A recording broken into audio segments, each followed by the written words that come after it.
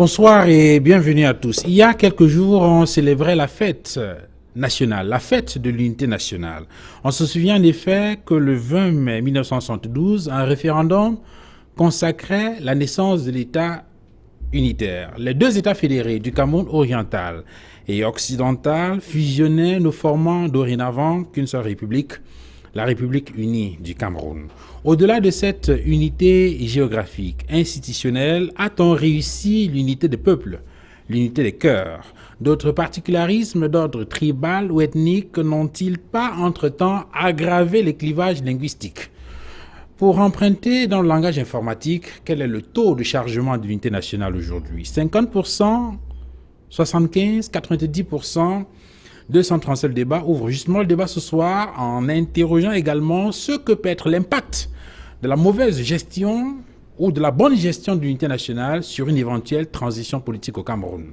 Merci madame, monsieur de nous recevoir chez vous.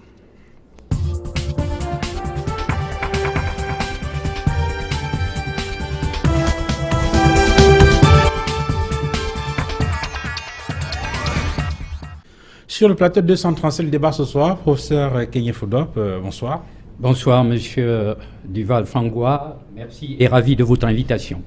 Vous êtes enseignant à l'université de Yaoundé 1. Vous avez été pendant plusieurs années doyen de la faculté des lettres et sciences humaines de l'université de Djang.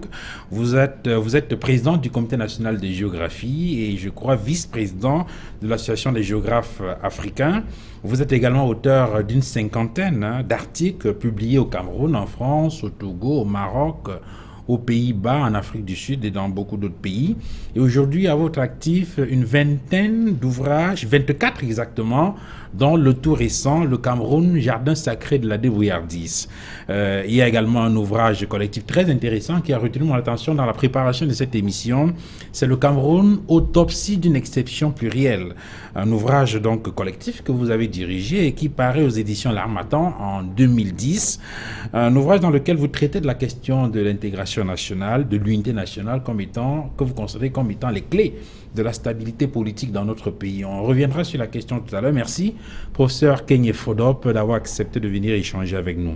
J'introduis également sur le plateau 237 le débat ce soir, le professeur Hubert Mononjana. Bonsoir. Bonsoir, merci pour l'invitation.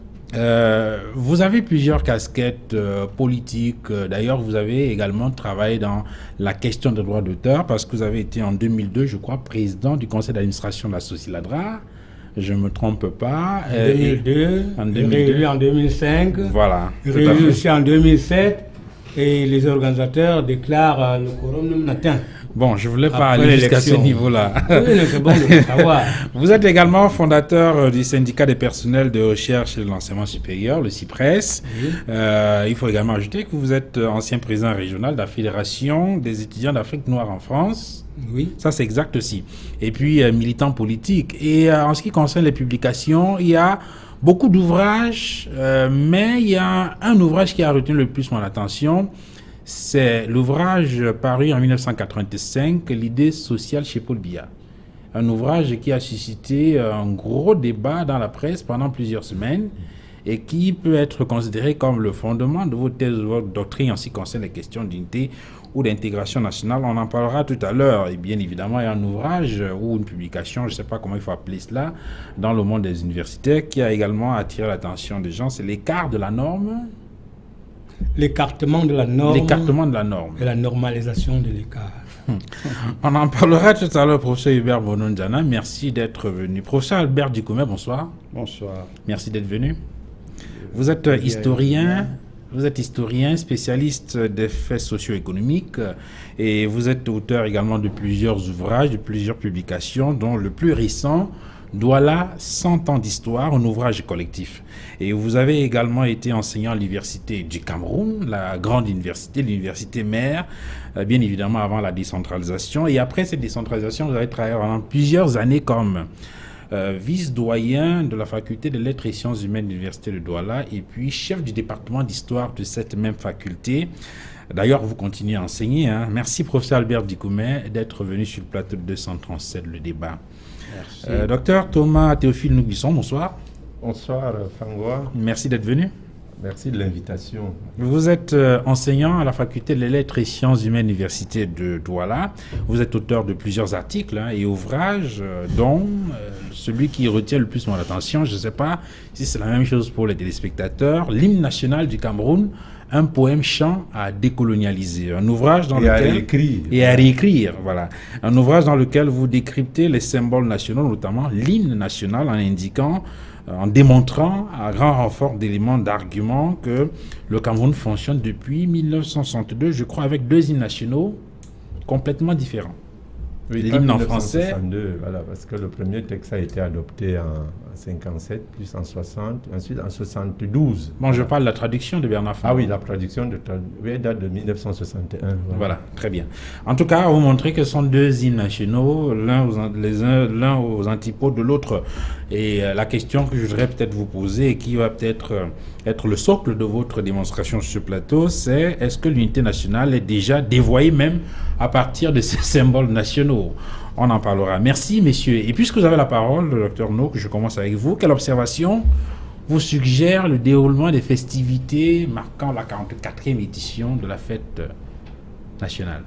Oui, alors je dois dire que je n'ai pas vécu la fête comme je l'aurais souhaité. Parce que ce jour-là, j'étais habité par un profond sentiment de détresse. Détresse parce que j'habite un quartier où il n'y a pas d'eau depuis près de moi. Voilà, je suis à Aquanord et vous savez que les quartiers Koto, Bloc, Immeubles, Makepe, on n'a pas d'eau depuis un mois. Donc je me suis retrouvé en train de chercher de l'eau ce jour-là, de l'eau courante, parce qu'il n'y en avait pas. Et à m'occuper des malades, voilà, parce que tout le monde n'est pas... Plutôt que de regarder la parade militaire. Voilà, la parade militaire. Donc il y a eu cela. Mais je pense que j'ai abordé le sujet quand même là où j'étais. Voilà, il y avait de la population, je n'étais pas seul et c'était très intéressant. En interrogeant les personnes, je leur ai demandé, mais alors, qu'est-ce qu'on célèbre aujourd'hui? Alors j'ai été très étonné, chacun y allait voilà, de sa compréhension. Il y en a qui m'ont dit, c'est la fête de l'unité, d'autres c'est la fête de l'unité nationale, d'autres c'est la fête nationale de l'unité, c'est la fête de l'État unitaire. Alors j'étais très surpris que les gens n'aient pas la même perception de ce qui était en train de se... Est-ce qu'elle change fondamentalement? Si. Ces concepts, ce n'est pas la même chose. Hein. La fête de l'unité nationale, la fête de l'État unitaire, etc., ce n'est pas la même chose. Et enfin, je pense que j'ai quand même pris un temps de réflexion. Alors cette fête nationale ou cette fête de l'unité, comme vous voulez, j'ai parcouru le document de stratégie, voilà, le fameux document de stratégie pour la croissance et l'emploi. Et en le reparcourant, je me suis rendu compte que au niveau de la vision, je crois que c'est le chapitre 1 ou 2, la vision du Cameroun à l'horizon 2035 est ainsi déclinée. Le Cameroun, un pays émergent, un pays démocratique et un pays uni dans sa diversité. Et du coup, j'étais étonné. Je me dis, mais comment un peuple peut célébrer l'unité et en même temps la désirer, la projeter en 2035? Bon, j'ai dit, il y a un problème là. J'espère que nous allons revenir là-dessus. On va en parler tout à l'heure. Oui. Merci, docteur Thomas Nouk. Professeur Keyfoudop, les festivités telles qu'elles sont déroulées, traduisent-elles de votre point de vue l'idéal véhiculé par la date du 20 mai? Il faut bien dire que c'est depuis 1972 qu'on fête, voyez, cette unité ou cette union nationale.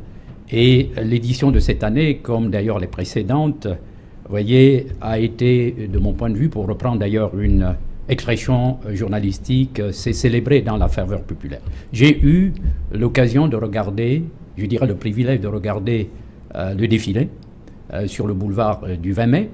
Et je me suis rendu compte que cette année, comme lors des précédentes éditions, de nombreux Camerounais se sont rendus au défilé, voyez, pour manifester leur fierté d'être Camerounais.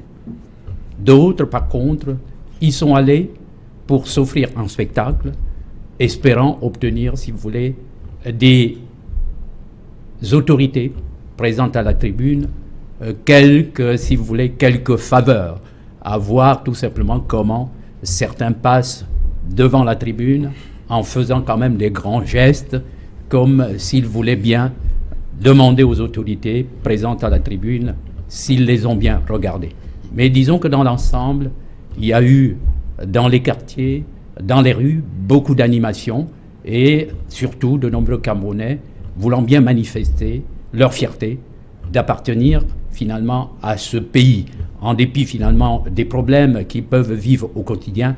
Ça, c'est une autre affaire. Nous reviendrons peut-être sur le changement de cette date, parce qu'en fait, la fête nationale se célébrait au Cameroun le 1er janvier, qui est quand même la date de l'accession de notre pays à l'indépendance. Du Cameroun, du Cameroun oriental. Bien sûr, du Cameroun oriental à l'indépendance, puisque par la suite, en 1961, nos frères de la partie anglophone nous ont retrouvés.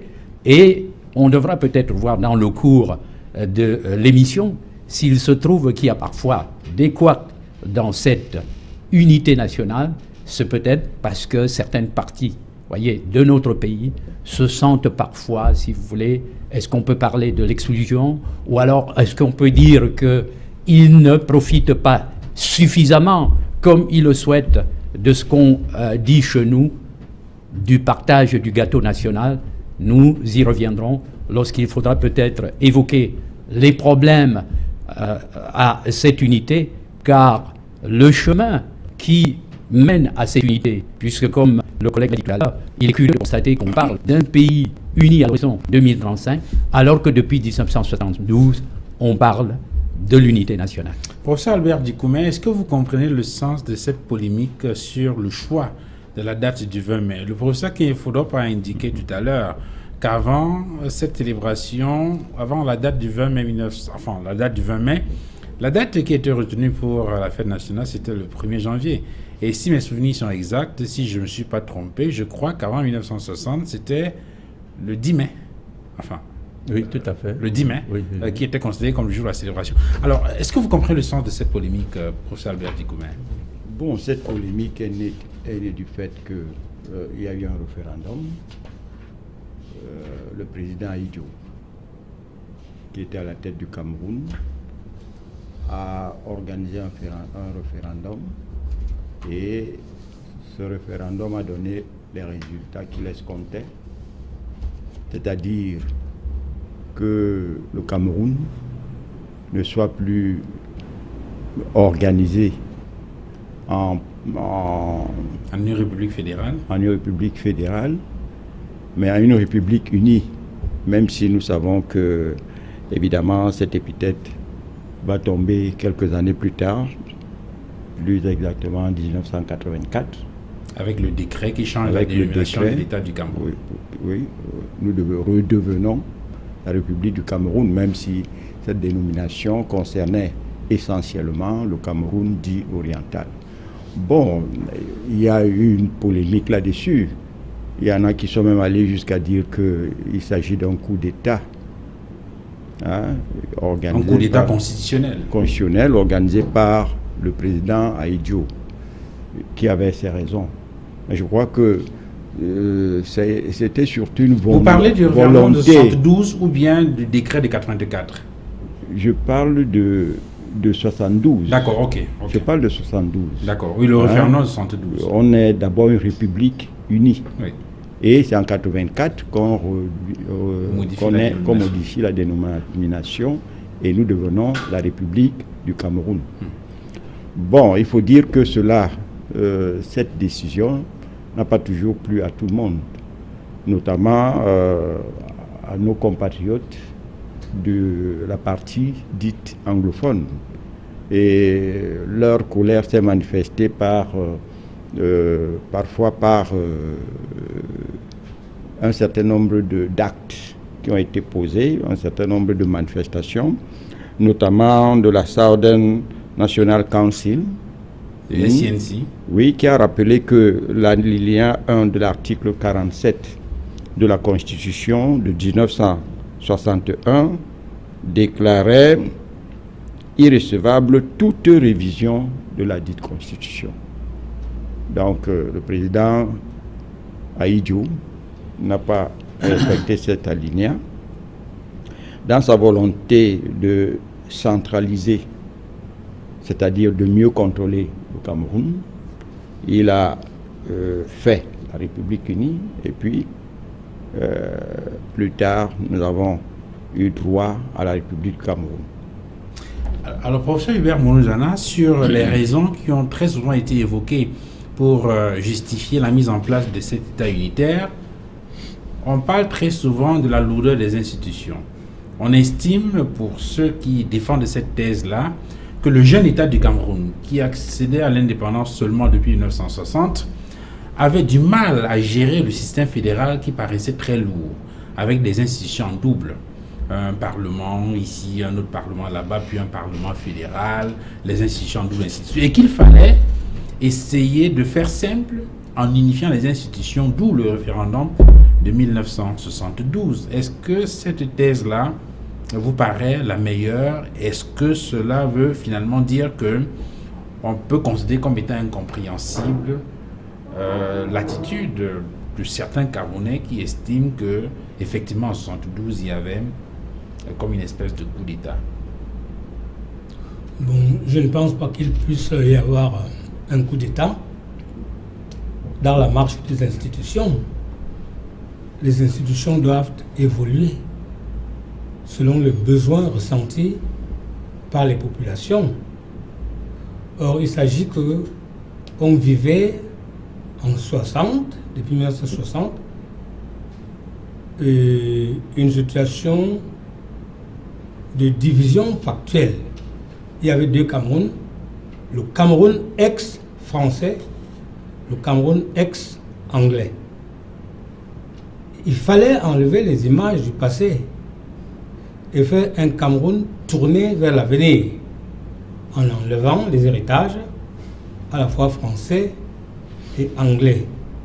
D'où la nécessité de cette unification qui a d'abord eu lieu en 61 et puis 11 ans plus tard elle s'est complétée en 72 à la faveur d'un référendum qui nécessitait donc l'adhésion de tout le peuple ayant donc adhéré.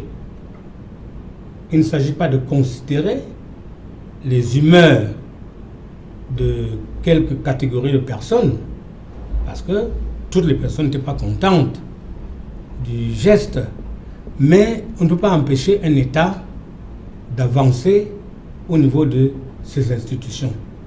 Donc pour moi, je pense que le Cameroun a posé un acte d'unification. C'est une unification institutionnelle, ça ne veut pas dire Est-ce que le modus operandi ne peut pas être sujet à caution?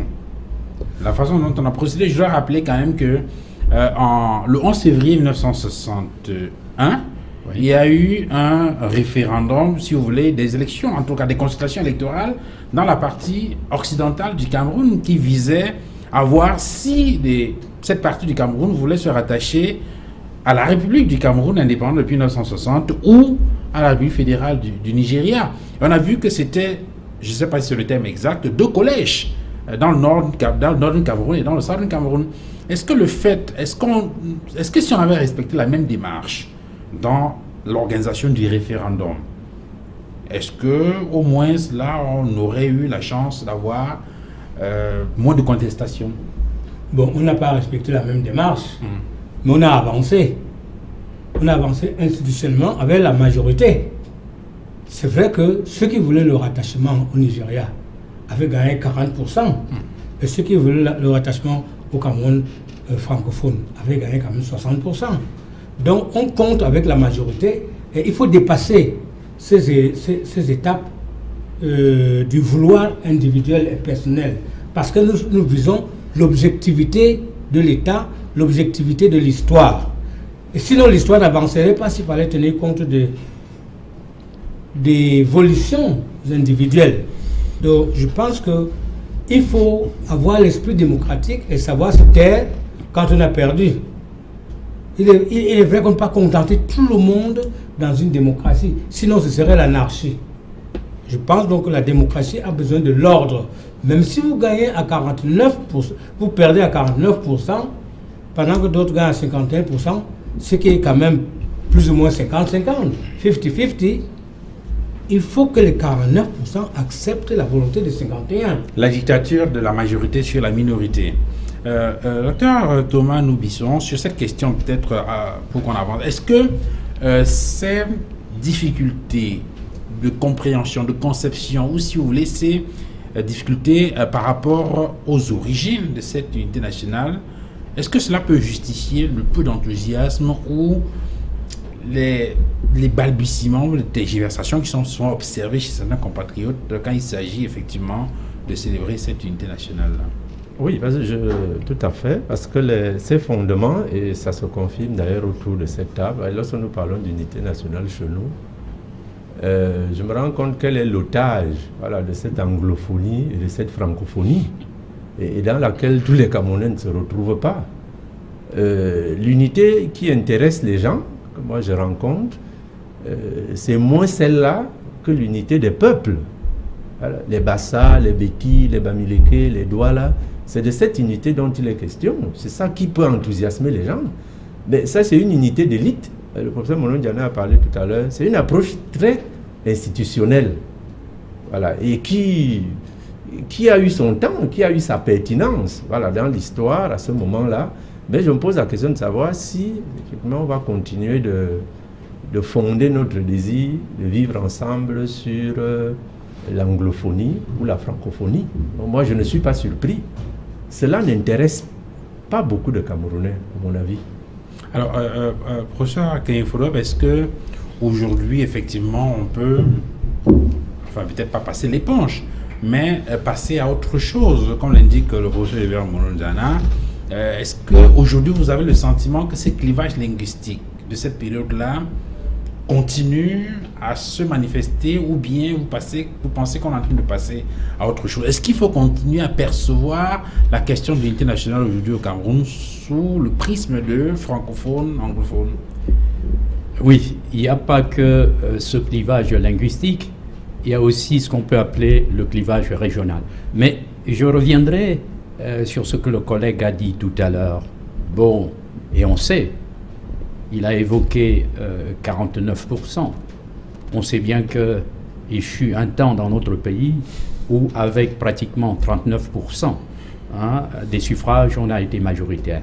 Si aujourd'hui... Je rappelle, c'est les élections présidentielles en 1992. Oui, si au fond, on semble remettre en cause la procédure qui a permis la mise en place de cet élan d'unité nationale, c'est peut-être parce que depuis pratiquement 72, cette unité nationale proclamée dans les textes institutionnels, a-t-on dit, n'a pas finalement débouché sur des choses concrètes. Il est clair que les analyses de remise en cause, voyez, de la procédure qui a conduit et qui a abouti au référendum de 72, c'est plus tard, finalement, que les gens se sont rendus compte que c'était pratiquement une unité au forceps. Il y a eu des analyses qui ont bien remis en cause, d'autant plus qu'on semble oublier. Sauf si on dit finalement, c'est vrai que l'homme n'existe que pour modifier ce que l'homme a fait. Quand, en 1961,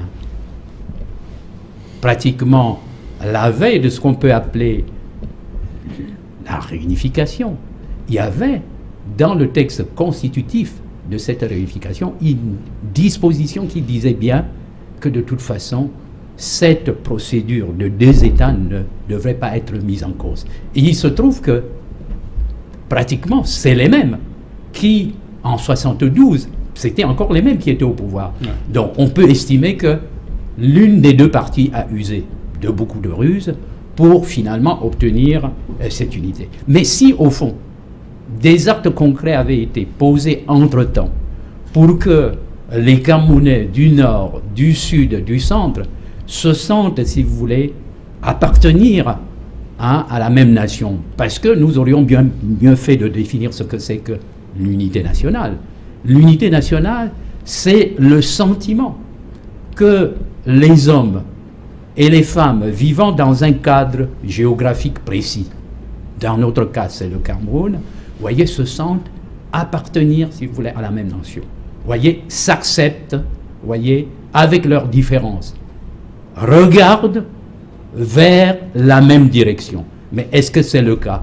Et lorsqu'il faut à peu près répartir soit les fruits ou répartir à peu près les responsabilités, qu'il y ait une certaine justice. Peut-être que ce mot-là a été inventé et qu'on dira qu'il n'y aura jamais de justice parfaite. Donc si, au fond, cette unité nationale bat de l'aile, si on la remet en cause, c'est peut-être parce que tous ceux qui vivent dans notre pays ne se sentent pas appartenir, voyez, à cet espace qui est le nôtre, cet espace qui nous a vu grandir. Mais j'avoue que de nombreux Camerounais se sentent fiers d'être finalement de cet État, mais nombre d'entre eux ont le sentiment, voyez, de ne pas être écoutés ou alors d'être exclus lorsqu'il s'agit de répartir des responsabilités. Et je pense que nous reviendrons sur la question, par exemple, de la politique des quotas, qui est pratiquée et qui, de mon point de vue, n'est pas de nature à favoriser l'unité nationale. Professeur Albert Dikoumé, nous sommes là au cœur même de l'analyse des obstacles à une réelle intégration nationale, à une réelle unité nationale. Le professeur Kiefodop semble relativiser, enfin je ne sais pas s'il relativise, mais lorsqu'il souligne que c'est les mêmes en 61 qui avaient pris cette disposition, je crois qu'il est la conséquence de la conférence de Fumban, et puis plus tard, c'est les mêmes en 72 qui se retrouvent, les mêmes, c'est-à-dire Amadou Ahidjo, Premier ministre du Cameroun oriental à l'époque, et puis John Goufontia, Premier ministre de l'autre partie du Cameroun, c'est les mêmes qui se retrouvent en 72 pour, je vais dire quoi, pour remettre en question les décisions qu'ils ont prises, je crois, 11 années plus tôt. De ce point de vue, peut-être qu'il faut relativiser. Et si on relativise, ça veut dire que il faut peut-être chercher ailleurs les raisons qui justifient ou bien qui constituent les obstacles aujourd'hui à cette unité nationale. Bon, il faut dire d'abord que le rapport des forces avait changé en 72. Le président Ahidjo avait été plus puissant en 72 qu'il l'était en 61. Évidemment, pour appâter nos compatriotes du Cameroun dit occidental, nos compatriotes, il fallait leur donner des gages. Et il leur a donné ces gages. Et nous savons que sur le plan national, l'emprise du président Ahidjo est allée en se renforçant. Et inversement, que ce soit le John Goufontia ou que ce soit Mouna, ils ont perdu une partie de leur pouvoir. Ahidjo, en 1972, règne en maître au Cameroun, un maître incontesté.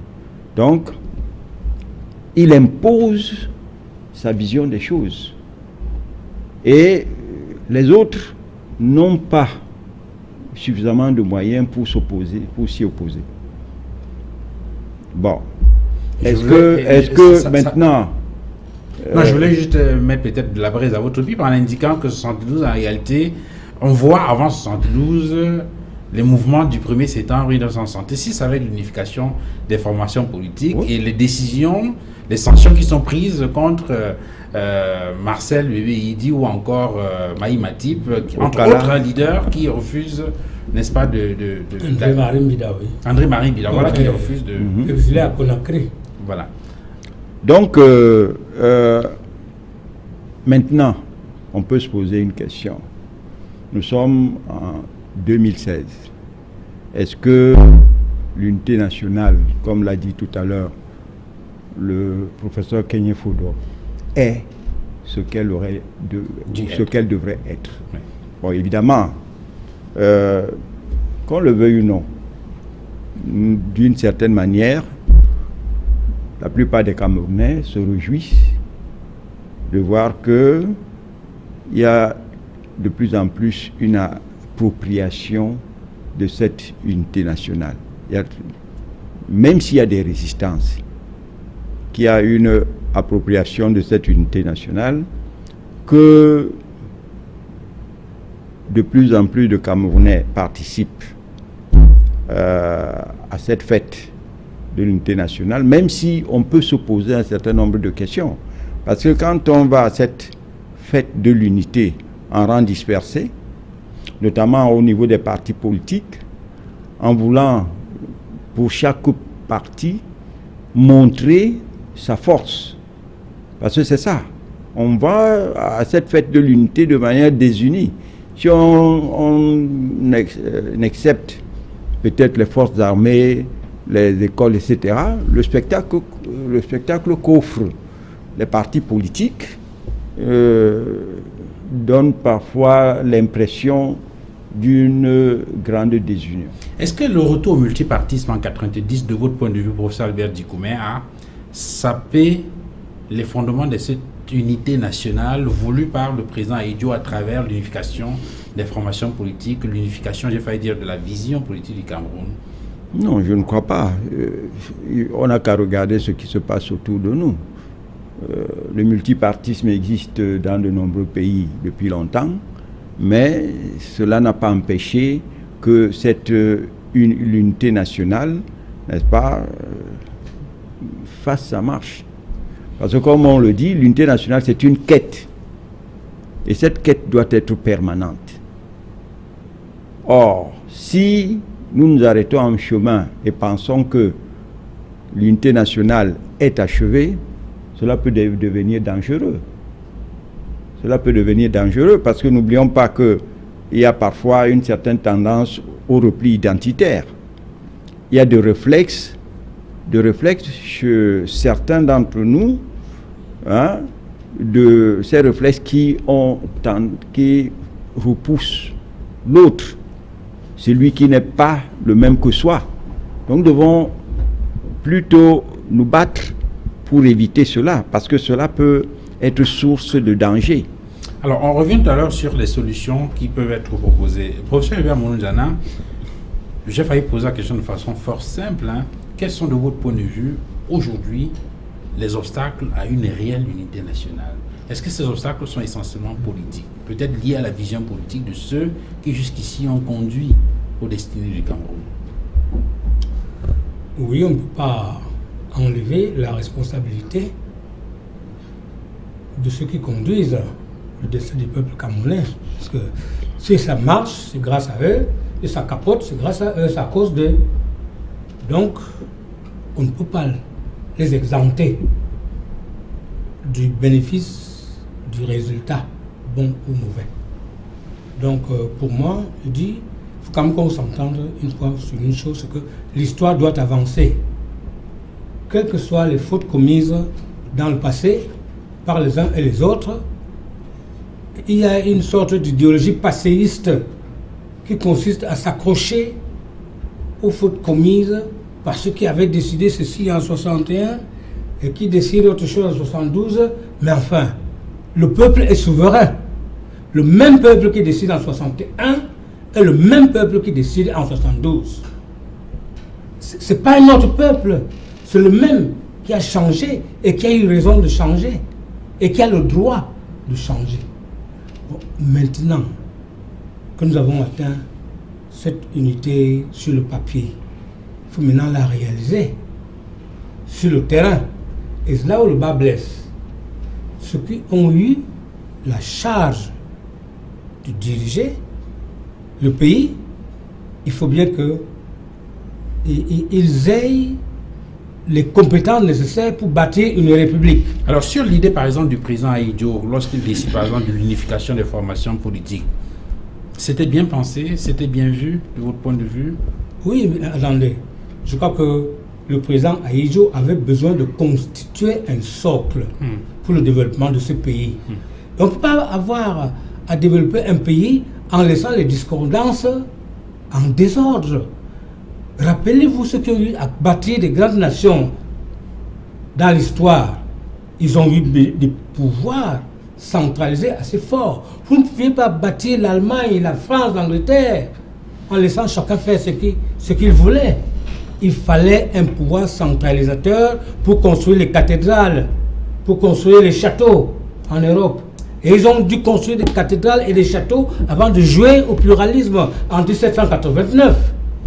C'est alors qu'on s'est mis à jouer au pluralisme, le socle étant déjà bâti. Et on ne peut pas concevoir qu'on va faire un pluralisme désordonné dans nos pays encore éclatés sans avoir bâti un socle. De ce point de vue, est-ce que 90 arrive trop tôt? Non, 90, non, chaque chose arrive dans l'histoire en son temps. Vous comprenez? Il faut avoir la conscience historique. Ce qui est nécessaire en 72, c'est fait en 66, c'est fait en 66. Ce qui sera nécessaire en 72 va se faire en 72. Et pareillement en 90. Maintenant, à partir de 90, là où vous posez votre question, c'est là où j'en appelle à ceux qui ont eu la responsabilité de diriger le pays. Qu'est-ce qu'ils ont fait pour faire incarner l'unité dans les faits quotidiens, pour faire incarner l'unité dans les institutions? C'est là où il y a un véritable problème. J'appartiens à la formation RDPC, mais j'aurais à dire, c'est ce qui détruit l'unité à l'intérieur du RDPC. Mais il faut d'abord qu'on retienne les acquis. Les acquis, nous étions divisés, on a fait ce qu'on a pu pour arriver à l'unification. Nous y sommes arrivés, les uns étant contents, d'autres étant un peu déçus, oui. Mais nous y sommes arrivés. Et puisqu'on a vu des marches contre le multipartisme. Oui, mais il s'est réalisé. Mais donc, à partir de là, il faut tourner la page et regarder donc l'avenir. Je crois que c'est pour construire l'avenir qu'on célèbre le rituel régulier du 20 mai. Encore que pour moi, c'est peut-être 1984 qu'il faudrait célébrer, février 84, la République du Cameroun.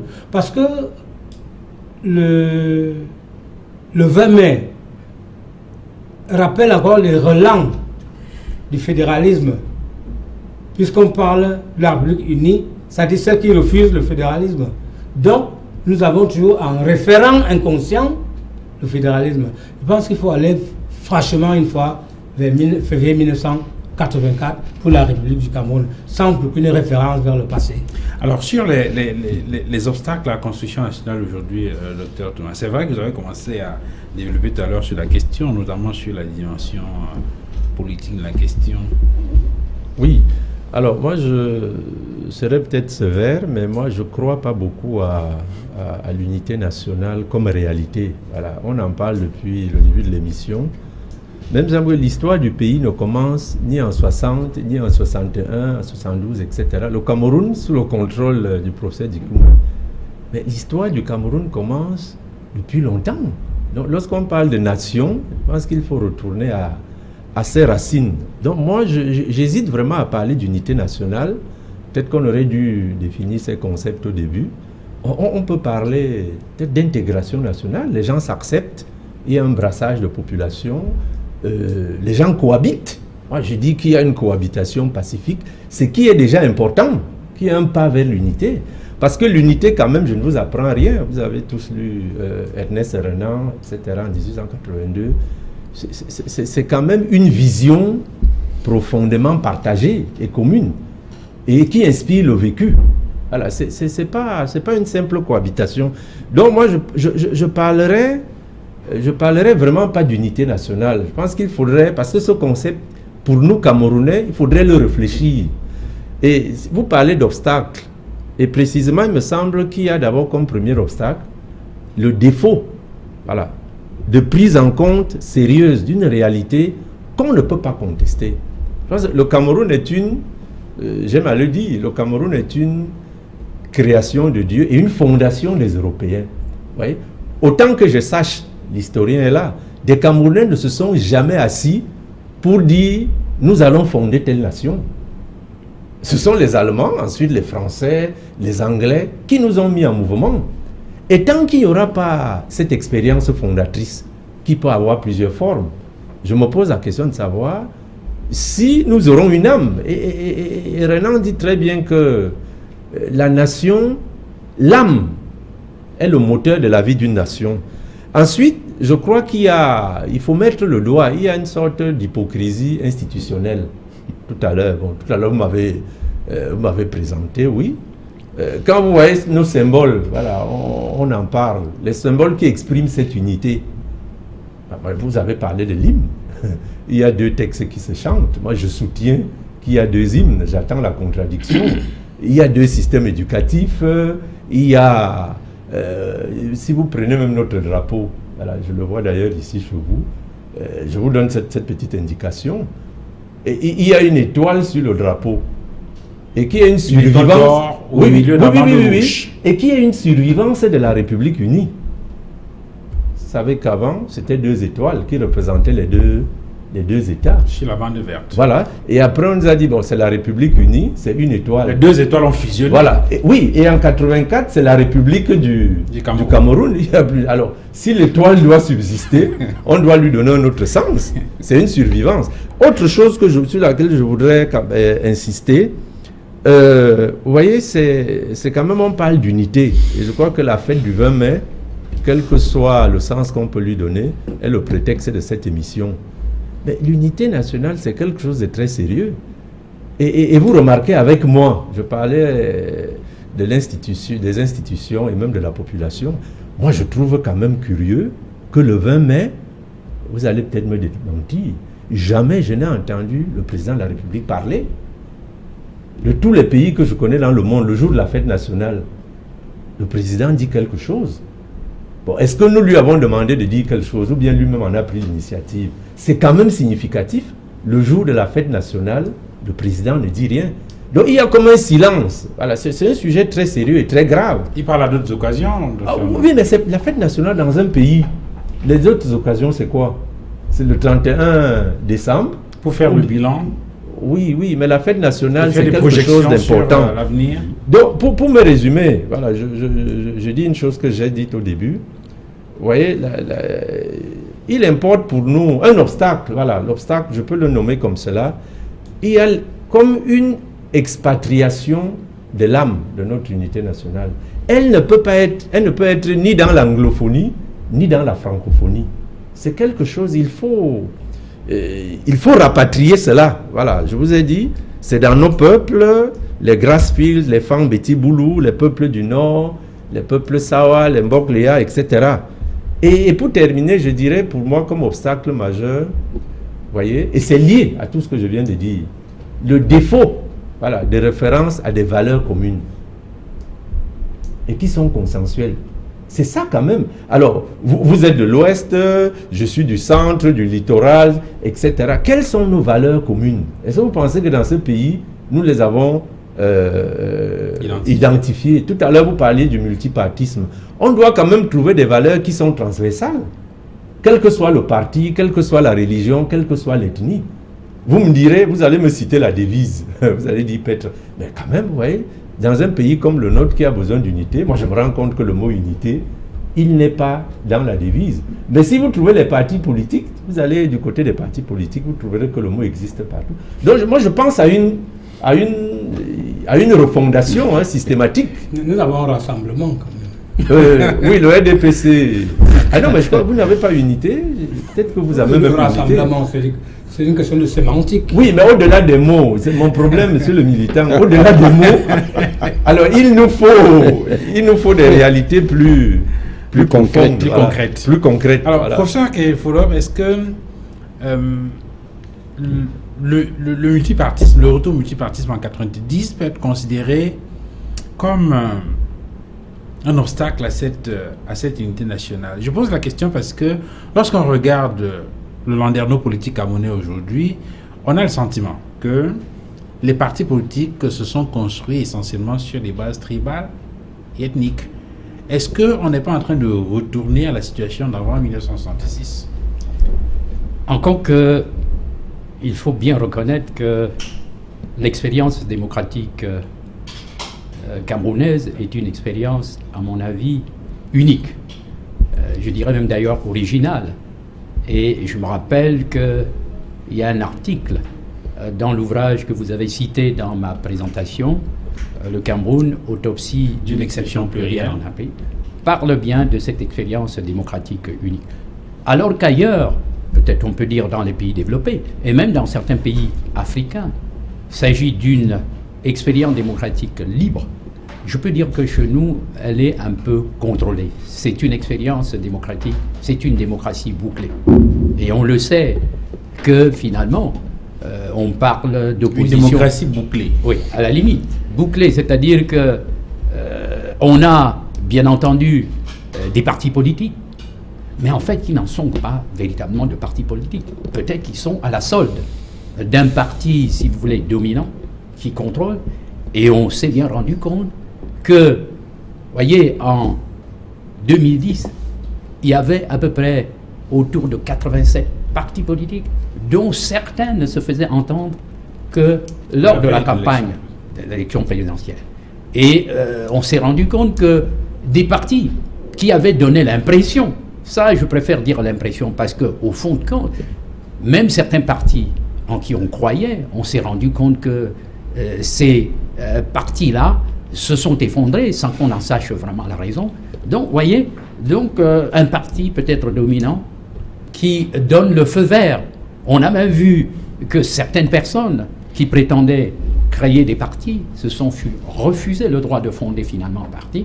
Donc c'est une expérience démocratique, à mon avis, très contrôlée, et que, bon, de toute façon, comme les leaders viennent toujours de quelque part, on est dans un contexte où, finalement, on donne d'abord la préférence aux siens, hein, dans un pays multi-ethnique comme le nôtre, 250, voire plus, d'ethnies, qui, quand même, de mon point de vue, fait la richesse de notre pays, mais l'expérience a montré que, comme la charité ordonnée commence par soi-même, ceux qui sont devant sont d'abord soutenus par les leurs, mais je pense que si ça avait été une démocratie, si vous voulez, ouverte, mais le pouvoir en place, de mon point de vue, qui avait à peu près le monopole des décisions politiques, lorsque le multipartisme, parce qu'il faut avouer que cela s'est imposé, parce qu'au début des années 90, il y a ce vent de démocratisation qui souffle finalement, c'était un vent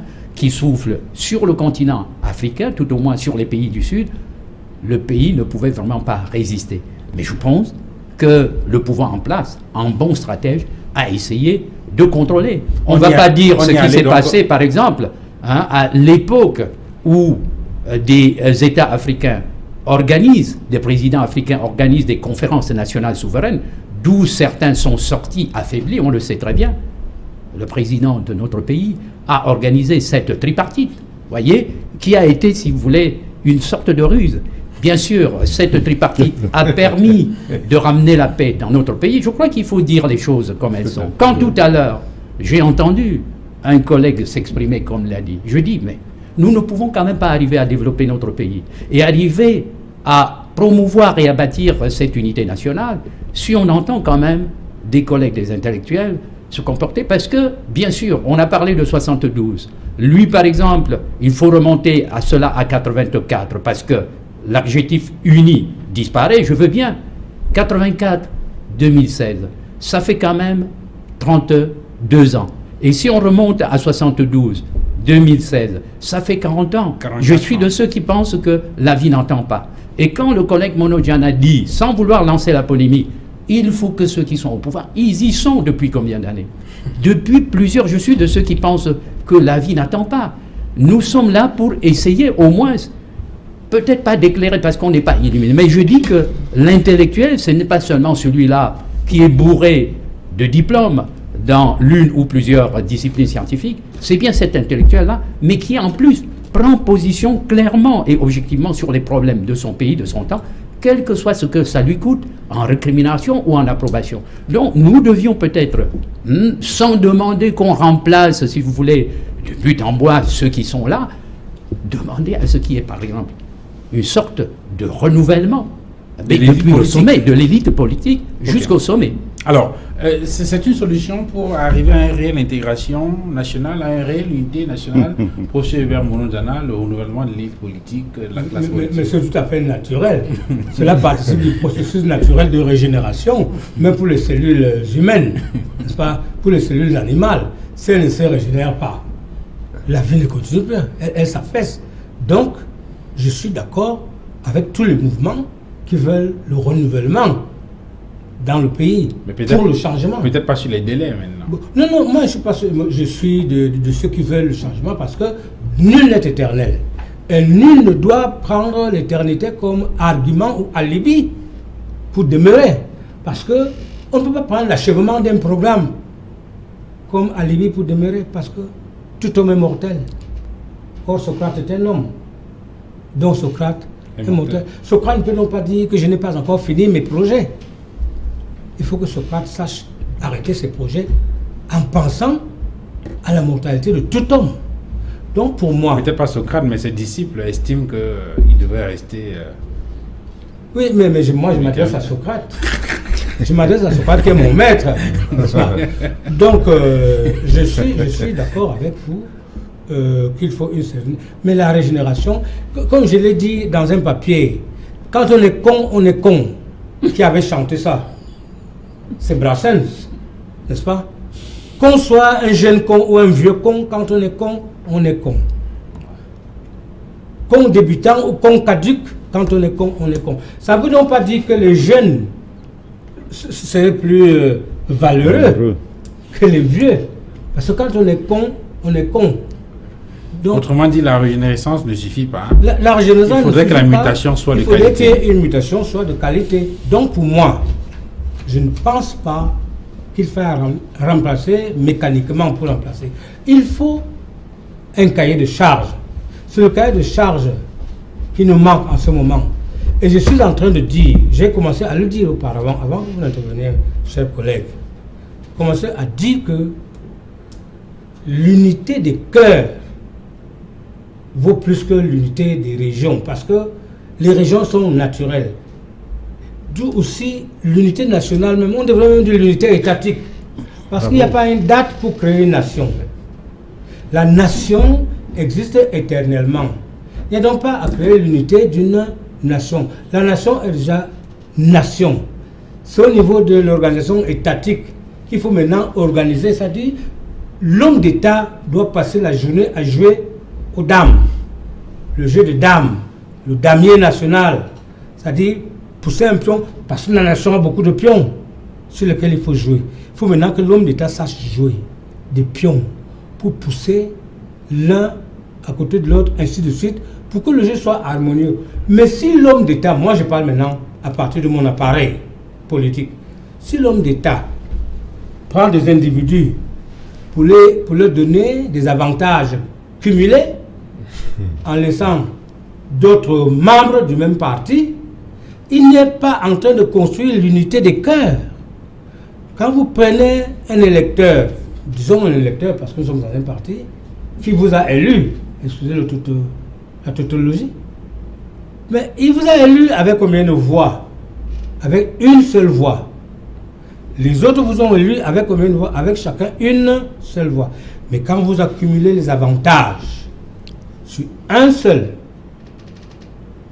un avantage, deux avantages, trois avantages, quatre avantages, jusqu'à 5 avantages sur une seule personne, je dis que là ce n'est plus l'unité des cœurs, parce que tous se sont battus pour que vous soyez élus.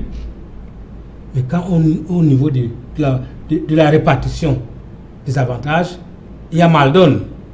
Et quand je quitte dans la notion de justice sociale dont tu parlais tout à l'heure. Oui, et c'est ça qui fait l'unité des cœurs. Maintenant, si j'abandonne le parti, je prends maintenant la nation. Je ne peux pas dire que nous soyons dans une république. C'est la république qui fait l'unité des cœurs. La res publica, la chose commune, la chose de tous. À savoir que je suis dans un État républicain, le nôtre ne l'est pas suffisamment. Je sais à quoi je dois m'attendre quand je suis citoyen. Je connais mes droits quand je suis dans une république. Je fais ci et j'ai ça. Je vaux ci et je mérite ça. Mais quand dans la République, entre guillemets, quand dans un État, les citoyens ne savent pas à quoi ils ont le droit réellement. Mais cet État est un État, si vous voulez, un État du hasard. Ce n'est plus un État de droit ni un État de règles. C'est un pas d'État voyou. Bon, alors je suis donc en train de dire que l'unité des cœurs, c'est cela. Quelqu'un en a parlé, peut-être c'est vous. La répartition des avantages. La répartition des avantages. C'est ça, la justice sociale. Mais c'est ça. Laissez-moi les tribus. Les tribus ne dérangent pas dans ce pays. Les tribus ne dérangent pas. Nous avons fait tous des écoles, les collèges et les internats. Vous savez quels étaient vos amis. Ce n'étaient pas les frères du village. Nous avons grandi. Maintenant, on est en train de nous faire comprendre que il y a des religions. C'est comme dans un État islamiste. Si vous êtes de telle religion, vous aurez des droits. Vous n'êtes pas dans ma religion, vous n'aurez pas de droits. Je dis que non. Ça, c'est la destruction de la République. Je pèse mes mots, la République, la chose publique, chacun doit savoir à quoi s'attendre. Alors, est-ce que vous êtes finalement donc en train de conclure que, ce n'est pas le mot que vous avez utilisé, c'est mon mot, que le voyeurisme qui est observé en ce qui concerne la question de la gestion de l'unité nationale est le fait même d'un mauvais management au sommet de l'État dans la gestion de la République? C'est toute la pyramide. Toute la pyramide participe dans la religiosation de l'État. L'État, c'est d'être un État laïque et républicain, vous devenez un crypto-État religieux. Vous appartenez à telle religion et vous avez des avantages. Vous n'y appartenez pas et vous n'avez plus d'avantages. Donc laissez-nous les tribus. Il n'y a que deux grandes tribus dans ce pays qui ne s'entendent pas. La tribu de ceux qui possèdent et la tribu de ceux qui ne possèdent rien. Alors, professeur Albert Dikoumé, vu sous cet angle-là, on va bien se demander finalement quel est le sens de la politique des quotas ou la question de l'équilibre régional, qui est une question fondamentale qui revient très souvent lorsqu'on parle d'unité nationale. Bon, il faut dire que la politique des quotas a été adoptée à un moment où l'État camerounais, ou tout au moins ses dirigeants, pensaient que certaines régions du Cameroun, par rapport à d'autres, n'est-ce pas, avaient un retard, notamment sur le plan scolaire. Donc, il fallait trouver un équilibre, parce que ce n'est pas bien non plus que certaines régions soient oubliées.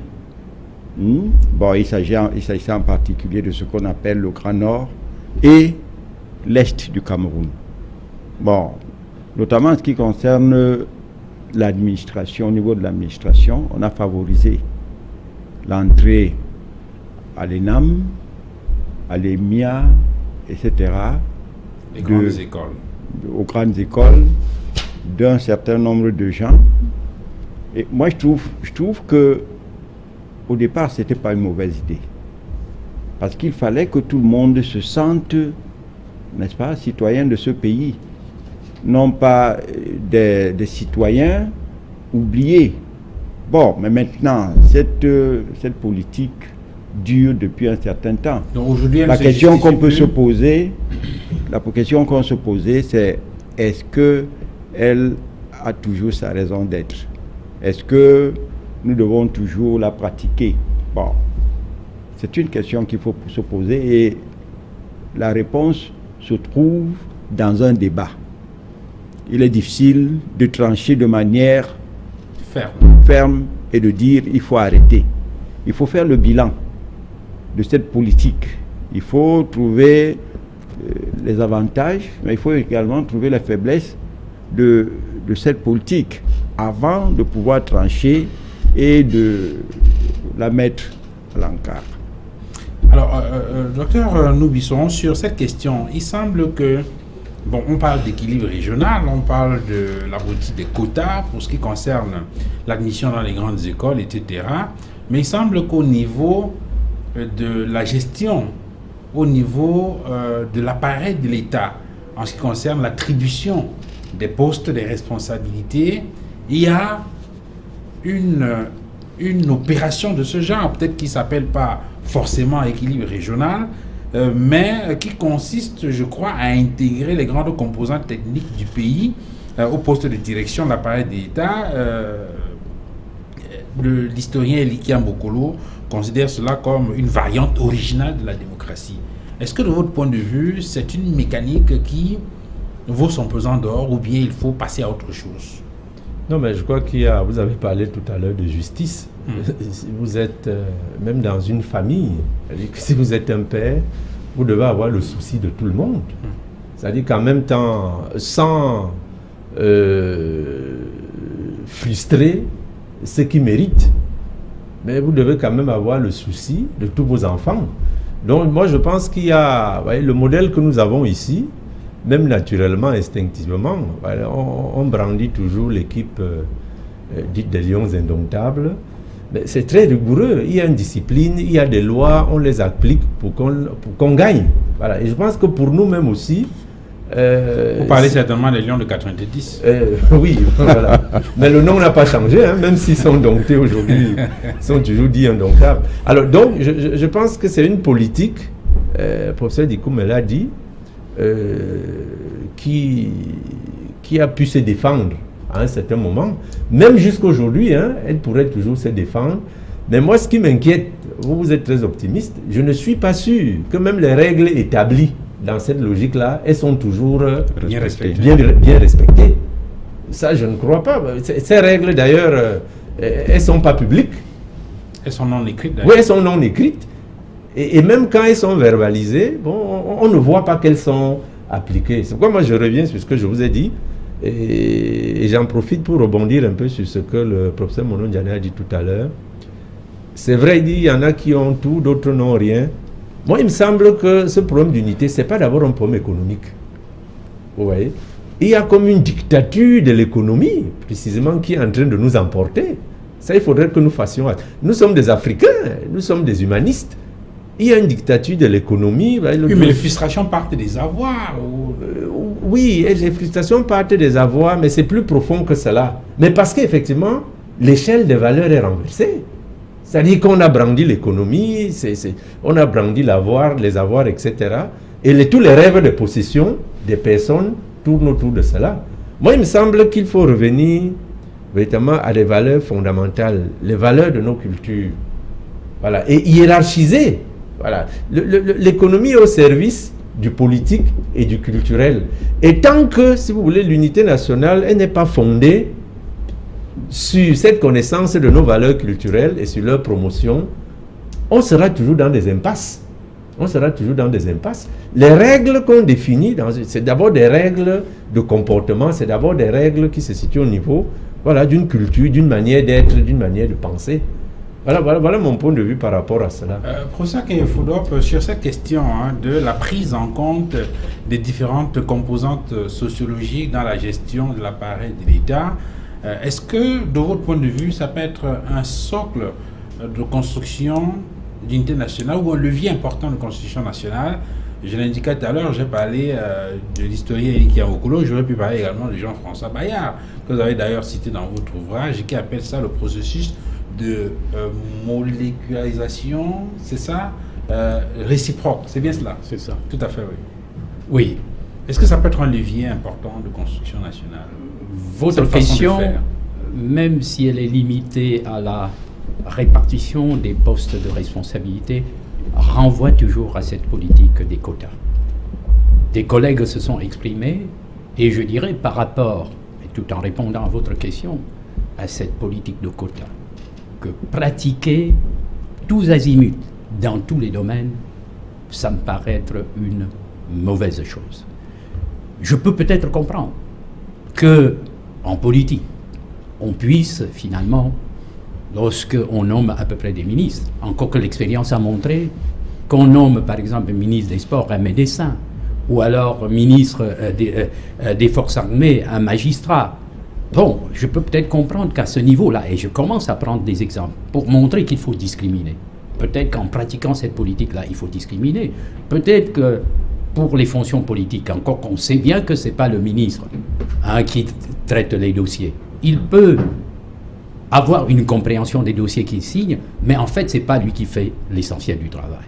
Et si on laisse de côté ces postes de responsabilité de ministre, où on peut peut-être faire participer toutes les composantes, il y a quand même des secteurs comme la médecine, parce qu'on a semblé donner l'impression que cette politique-là n'est pratiquée qu'au niveau des concours. Il faut aussi indiquer que c'est pratiqué dans les recrutements, lors des recrutements dans la fonction publique. Alors, si on ne prend que l'entrée dans des écoles de médecine, ça veut dire que pour celui qui va devenir médecin, il faut qu'il ait quand même des prérequis. Il faut qu'il ait des réflexes à la base. Donc, si vous devez, dans une école comme celui-là, recruter quand même des gens qui, finalement, parce qu'il faut avoir des médecins dans toutes les régions du pays, recruter finalement des enfants qui n'ont pas des dispositions naturelles pour pouvoir devenir médecin, où est-ce qu'on va? Et je dirais que pour avoir réfléchi et fait des enquêtes sur cette politique, que le fait absolument de vouloir que toutes les régions soient représentées dans tous les domaines a poussé certains responsables de la formation à fabriquer des lauréats. Parce que vous vous rendez compte que de toute façon, ça ne présente pas bien que pour le même concours, qu'on puisse admettre un étudiant qui a 15, parce qu'il est originaire d'une région qui, au niveau de la répartition, est un peu défavorisée, je ne sais pas sur quelle base, parce qu'on a dit c'est proportionnel à l'effectif de la population. Je ne suis pas sûr qu'on ait tenu compte encore que cet effectif augmente. Vous comprenez? Depuis, on maintient peut-être les mêmes pourcentages. Donc, et que par ailleurs, pour le même concours, on admet un jeune qui a 8, laissant entre les deux extrêmes des candidats qui ont eu 12, 13, 14, parce qu'ils appartiennent finalement à une région où les meilleurs sont peut-être concentrés. Pour prendre encore un exemple, dans l'enseignement supérieur, vous comprenez, ce n'est pas normal que de toute façon, puisque dans l'enseignement supérieur camerounais, tout au moins l'enseignement supérieur d'État, les responsables universitaires sont nommés par la hiérarchie, le ministère de l'enseignement supérieur et parfois, pour certains postes, le président de la République, qu'on puisse avoir comme chef de département, c'est-à-dire le responsable de l'unité scientifique de formation, un chargé de cours dans des départements où émargent finalement des professeurs. Ce qui fait que ce sont des personnalités qui doivent avoir à défendre. Et on voit bien que de toute façon, pour les promotions des enseignants, celui qui est en position, si vous voulez, de décision, qui doit par exemple rédiger un rapport, voyez, soit un rapport administratif, un rapport pédagogique sur un collègue qui veut aspirer à un grade supérieur au sien, vous voyez que ce n'est pas toujours de gaieté de cœur. Donc on peut finalement, de mon point de vue, pratiquer cette politique-là dans certains domaines, mais pas dans tous. Et encore, je me plais à dire, du temps, je ne sais pas, le collègue de ma gauche a fait allusion au lien indomptable. Oui, au lien indomptable. Je ne sais pas si finalement son raisonnement allait dans le même sens que le mien. Je dis, lorsque du temps de leur splendeur, les Lions gagnaient, on sait bien que finalement, la plupart des joueurs de cette équipe brillante de 90 et peut-être des années qui ont précédé étaient originaires même pas d'une même aire géographique. Ça n'a pas choqué les susceptibilités sans que ça pose des problèmes à personne. Voilà. Alors, professeur Albert Dikoumé, sur cette question-là, finalement, est-ce qu'avec l'évolution, avec le temps, on ne risque pas, je veux dire, est-ce que ce problème ne risque pas de se régler de lui-même? D'abord les questions d'anglophones francophones, puis les questions d'origine, parce que de plus en plus on voit ce brassage. Est-ce qu'il ne va pas être difficile à un moment donné d'identifier qui est originaire de telle région? Enfin, je ne sais pas, je pose la question. Bon, je voudrais d'abord dire que cette expérience de quota a peut-être été dévoyée, a été caricaturé, mais je crois qu'il ne faut pas jeter le bébé avec l'eau du bain. Il faut rester prudent. Je crois qu'elle a eu ses mérites à un moment donné. Peut-être qu'aujourd'hui, elle s'est essoufflée, elle montre ses limites, mais je redis qu'il faut d'abord que nous fassions le point là-dessus. Bon, la question que vous avez posée, c'est... Oui, je posais la question sur... enfin, de plus en plus, il parle des concours. Dans les concours, bon, on doit prendre telle personne originaire d'ici, originaire de là. Est-ce qu'on n'a pas le sentiment aujourd'hui, avec le brassage, ces mariages, par exemple, peut-être qui vont interethniques, que ce problème risque de se résoudre lui-même à la longue? Il est possible, notamment en ce qui concerne ce problème d'anglophone. Parce que qu'est-ce qu'on voit de plus en plus? Des étudiants nés de parents francophones, des élèves, des étudiants, faire des études en anglais. Et si vous allez à l'université de Buea ou à l'université de Bamenda, vous verrez qu'il y a une forte majorité, il y a une forte concentration d'étudiants dont les parents à l'origine appartiennent à des aires culturelles francophones. Mais il semble qu'on leur a donné une dénomination, les gens de la 11e région. Oui, mais ce n'est pas aujourd'hui, ça n'a pas commencé aujourd'hui. Je me rappelle que quand j'étais étudiant, on parlait déjà de la 11e région. J'avais pour chef de département le professeur Ndioma et le mari de Madame Dorothy Ndioma. Et les gens originaires de ces deux régions, c'est-à-dire du sud-ouest et du nord-ouest, on les appelait déjà, et surtout ceux qui à l'origine venaient du Cameroun dit francophone, parce que il ne faut pas oublier une chose, c'est que Ndioma, le professeur Ndioma, était un Bassa, Babimbi, et que ses parents avaient émigré là-bas. Et que c'est comme le professeur Ngo, Victor Julius Ngo, qui est un étonne. Donc ces gens originaires du Cameroun francophone, on les appelait les citoyens de la 11e région. Bon, ce problème, moi je dis que le problème qui se pose aujourd'hui a pris cette acuité parce que les gens se sont servis de ces problèmes comme fonds de commerce. C'est-à-dire que ceux qui nous dirigent ont utilisé, n'est-ce pas, le problème d'anglophone, le problème de francophone, les problèmes de tribalisme pour pouvoir dresser les uns contre les autres. Parce qu'il y a aussi un danger à laisser les gens aller librement les uns vers les autres, à s'agréger, à réfléchir, à avoir une pensée commune, etc. etc. Donc, comme l'a dit le professeur Kenye Fodok tout à l'heure, on cherche à contrôler tout cela. Cette démocratie à laquelle nous aspirons, on ne la laisse pas s'exercer librement. Parce que si on la laissait s'exercer librement, elle pourrait créer des situations incontrôlables. Donc, on joue. Les Camerounais jouent. Ils jouent. Ils rusent. Oui, avec tout cela, comme avec un jouet.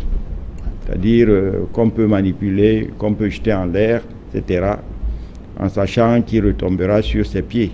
Parce qu'on espère qu'il retombera sur ses pieds. Donc, il faudrait qu'on dépasse un certain nombre de choses. Il faut qu'il y ait une volonté commune de vivre ensemble. Et je crois que cette volonté commune existe.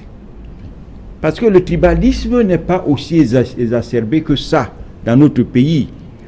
Le professeur Monod le disait tout à l'heure, nous avons tous été dans des internats. Moi, j'ai été à l'internat au lycée de Nkonsamba.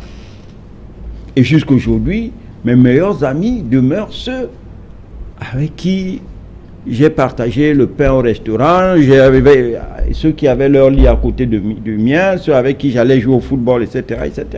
On prend toujours beaucoup de plaisir à se retrouver. Donc, il faudrait, je l'ai dit tout à l'heure, c'est une quête permanente.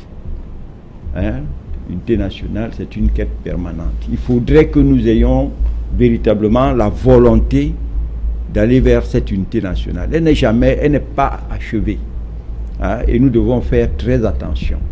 Alors, professeur Hubert Monojana, nous sommes pratiquement vers la fin de l'émission. Est-ce que il faut avoir peur pour ce qui est de la perception, de la compréhension de cette question d'unité nationale, de son impact sur une éventuelle transition politique? De plus en plus, on parle de cette affaire de transition politique est-ce qu'il faut avoir peur que la question de l'unité nationale puisse perturber cette transition politique dans notre pays? Oui, il faut avoir peur, parce que l'appréhension de certaines réalités par les théoriciens que nous sommes et dont le collègue a parlé peut être parfois hypocrite. C'est-à-dire on joue dans la théorie, mais en pratique, on pense différemment. Et ceci tient maintenant à l'honnêteté intellectuelle des uns et des autres. En matière de transition, j'avais été, je crois, le premier à imaginer un scénario où le remplaçant de l'actuel chef d'État ne devrait pas venir de sa région d'origine, parce qu'il aura déjà régné 30 ans. Tous les grands théoriciens de ce pays me sont tombés dessus à bras raccourcis. J'ose exploiter un argument de nature tribale. Mais enfin, moi je ne voudrais pas jouer de cet angélisme-là. Moi je sais que les tribus existent, elles sont une réalité et que cette réalité dort dans l'inconscient de chacun de nous. Même quand on fait semblant de penser différemment. État. C'est-à-dire, c'est un formalisme spéculatif qui m'étonne. Nous devons toujours partir de la réalité qui est la nôtre. Nous n'avons pas encore atteint l'universalisme des États européens. La France était un pays multitribal au temps de la conquête romaine. Il y avait des tribus. Ceux-là passaient le temps à exploiter les tribus les unes contre les autres. Mais quand la France a dépassé ce niveau multitribal, grâce à la férule des Capétiens unitaristes des monarchies successives, le socle de l'unité française et européenne s'est constitué. Et aujourd'hui, ils peuvent jouer du multipartisme sans plus se rappeler. Je suis étudiant en France, je demande à mon camarade, donc toi tu es de quelle région là? Tu viens d'où là? Tu es quoi? Je veux qu'il me dise l'équivalent, je suis Betty ou je suis. Il me dit non. Il m'a dit comme ça. Moi je suis parisien, mon père est de Bordeaux. Mon père est de Bordeaux, mais moi je suis parisien. Ouais. Quand est-ce que nous allons raisonner comme ça? Alors c'est pourquoi il faut. La nation est naturelle, comme l'a dit le jeune collègue, mais c'est l'État qui doit consolider la nation. C'est pour ça qu'il faut veiller aux règles de fonctionnement de l'État pour qu'il ne marche pas contre la volonté nationale. C'est une volonté. Il faut lui donner les moyens institutionnels pour qu'il se réalise. Et c'est pour ça que je dis, chers collègues, vous avez parlé des valeurs spirituelles en disant que ce que j'ai évoqué, c'était des valeurs matérialistes. Malheureusement, nous avons intégré l'économie capitaliste. L'économie capitaliste où le fondement, c'est l'avoir matériel. Et c'est l'avoir matériel qui détermine la superstructure idéologique aujourd'hui. C'est parce que les gens veulent accumuler des biens qu'ils sont prêts à tuer, à voler, à truquer les élections, à pratiquer de la magie noire. C'est parce qu'ils sont fondés sur des bases matérialistes. Ils veulent accumuler les avoirs. Donc, les bases spirituelles et culturelles auxquelles vous faisiez allusion sont bien réelles, elles sont nôtres. Mais nous sommes dans la mondialisation. Alors, sur cette question de transition politique, professeur Hubert Molonjana, quelles sont donc finalement les précautions qu'il faut prendre? Vous avez commencé à développer tout à l'heure en indiquant qu'il faut voir la nation, il faut voir l'État, il faut voir plus grand, il faut que les institutions se mettent en place de manière à ce que elles renforcent le pouvoir. Mais vous savez que cela est conduit et mené par des hommes. C'est Jean-François Bayard, je passe sous le contrôle du professeur Kinfoudop, qui indiquait que de façon globale au Cameroun, lorsqu'on observe, on a vu que de Haïdjo à Biya, il s'agissait de diviser pour mieux régner. Et il s'appuyait par exemple sur le décret du 12 août 1983 qui a fait éclater par exemple le Grand Nord en trois, parce que de son point de vue, indiquait-il, il fallait éviter de laisser prospérer des groupes de pression à caractère tribal en regardant, par exemple, le Grand Nord à cette époque-là? Est-ce qu'il est possible, dans cette vision-là, je veux dire, est-ce qu'il est possible que des hommes puissent porter cette vision sans être... Non, Bayard n'a pas vu juste. Bayard ignore tout simplement la dynamique de la progression historique des peuples. Un État doit s'organiser et continuer à s'organiser lorsque les nécessités se présentent. Le Grand Nord, il fallait le diviser, il fallait le répartir en des régions parce que le Grand Nord constituait la moitié d'un pays. Et il n'est pas bon d'avoir une région équivalente à toutes les régions d'un pays. Il fallait donc procéder à une répartition géographique, géopolitique, telle que les pour rapprocher les administrations de l'administration. Que les choses soient gérables. Alors, Bayard ignore ça. Il avance une idéologie cynique de diviser pour régner. Bayard n'a pas vu juste là-dessus, précisément. D'ailleurs, je dois dire que c'est après avoir lu mon texte sur la mentalité digestive que Bayard a conçu son livre sur la politique du ventre. Il a pris chez moi.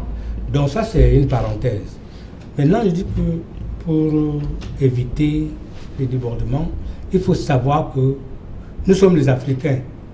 Les tribus et les ethnies sont une réalité palpable. Ce n'est pas une invention. Les gens disent que les Blancs sont venus inventer les ethnies chez nous. C'est faux. Les ethnies existaient. Il faut donc savoir gérer avec l'existant. Et l'existant, ce sont ces divisions tribales. Il faut savoir embrayer sur telles ambitions ethniques pour pouvoir conduire le pays vers un véritable État républicain. Pour l'instant, la République est émiettée. Elle est émiettée par des tribus différentes. Elle est émiettée par des religions différentes. Je ne parle pas de l'islam et du christianisme. Je parle des sous-religions là qu'on appelle des sectes. C'est ça qui structure la base de la réalité étatique aujourd'hui. Il faut faire attention. Ce sont des idéologies qui nous viennent du Nord. Ce sont des idéologies qui viennent recruter sur place avec des grands maîtres de l'Occident et qui nous dictent notre conduite à tenir pour gérer notre État. Si nous n'apprenons pas à dire non à ces grands maîtres de l'Occident, nous n'allons même pas construire des États. Parce que nous allons construire des réalités à la solde de leurs intérêts, à eux, ces grands maîtres qui nous dirigent. Donc pour moi, il faut qu'on regarde la composition des États véritablement républicains, en évacuant les adhésions et les allégeances contingentes et superflues. Docteur Loubijon, nous sommes à la fin de cette émission. Au finish, qu'est-ce qu'on retient en termes de vision dans la construction nationale? Quels peuvent être les meilleurs leviers en quelques secondes pour sortir de l'émission? Ben oui, je crois, moi, je vous l'ai dit, il nous faut entrer résolument dans une dynamique de refondation. Vous voyez, unité nationale, ça s'exprime à travers des symboles, ça s'exprime à travers des actes qu'il nous faut penser véritablement. Il n'y a pas... vous avez parlé tout à l'heure de la transition. Bon, ça c'est l'immédiat, c'est l'aujourd'hui. Mais il nous faut bâtir un pays dans lequel les références dépassent le temps. Vous voyez, vous avez dit, dans d'autres peuples, voilà, ils ont des constitutions qui datent des siècles et n'ont jamais changé. Aux États-Unis, la Constitution de Philadelphie, par oui, exemple. alors, donc, je crois que c'est vrai, je crois, le travail de l'université, les universitaires, les intellectuels sont interpellés. Il nous faut produire, voilà, des symboles, il nous faut produire des institutions qui durent et qui s'inspirent, comme a dit le professeur Monondiana, de nos réalités. Il a dit, bon, l'État que nous avons bâti, l'État dans lequel nous vivons, lui-même, quel a été son modèle? Cet État-là, il a été construit sur quel modèle? Je pense qu'il faut effectivement prendre le meilleur de nos cultures ambiantes, voilà, et fonder, refonder notre désir d'être ensemble, de vivre ensemble à partir de ces éléments. Voilà. Professeur Kenyefolo, l'unité nationale, les transitions politiques. Oui, parce que quand on parle de transition politique, je crois qu'on voit à peu près le leader, celui qui est chargé, si vous voulez, de montrer la voie à suivre au pays. Et à ce sujet, je suis quand même optimiste pour l'avenir de notre pays. Parce que personne n'aurait prédit si on peut parler de transition, oui. Personne n'aurait prédit avant la transition qui a eu lieu, par exemple, en 82. Vous comprenez? Et donc, notre pays a tous les atouts pour que demain soit meilleur qu'aujourd'hui. Hein? Peu importe finalement celui ou ceux qui auront la direction du pays.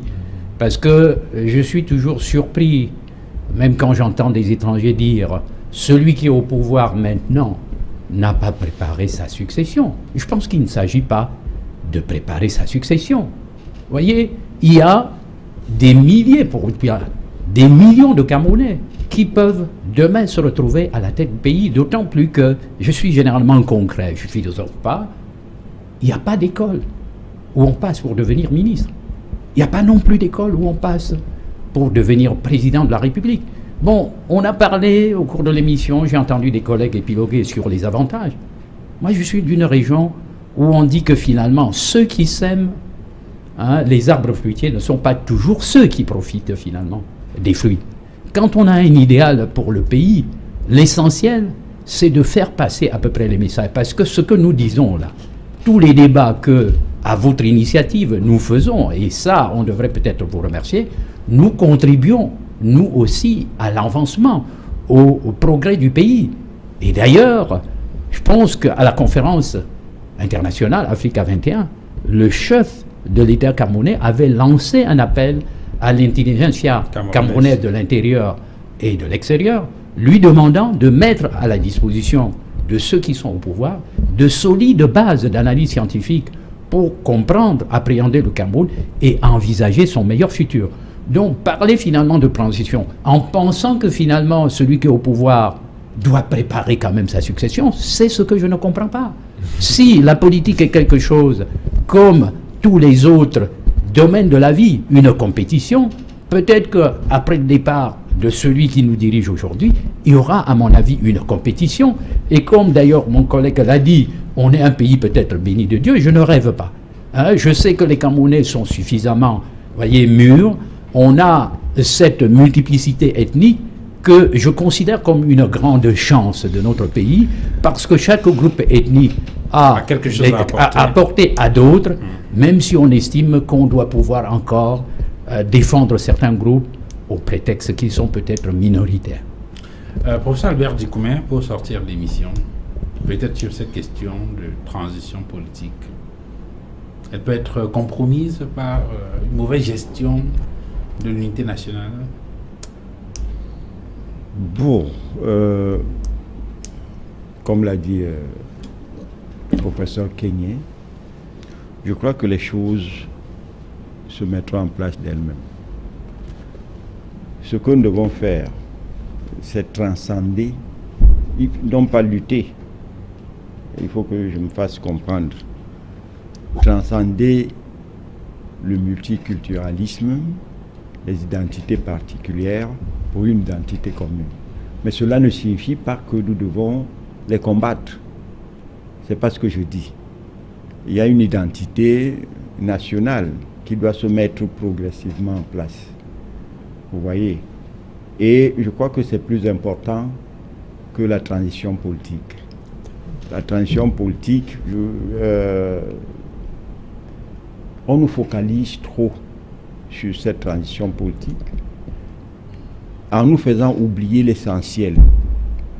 Il ne faut pas laisser la proie pour l'ombre. Il y a des choses plus importantes qui doivent nous amener à bâtir notre pays. Parce que, quoi qu'on dise, ces dernières années, avec la succession des crises politiques, qu'on le veuille ou non, notre pays connaît une forte paupérisation.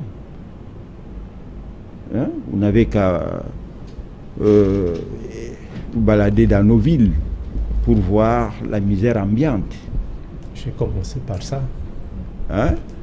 Donc c'est ça le plus important. Il faut que nous nous mettions en branle, que nous donnions le meilleur de nous-mêmes pour lutter contre cette paupérisation. Il ne faut pas que seul le laderneau, le politique, hein, se sentent concernés, confisque entièrement toutes nos forces, hein, et que nous laissions.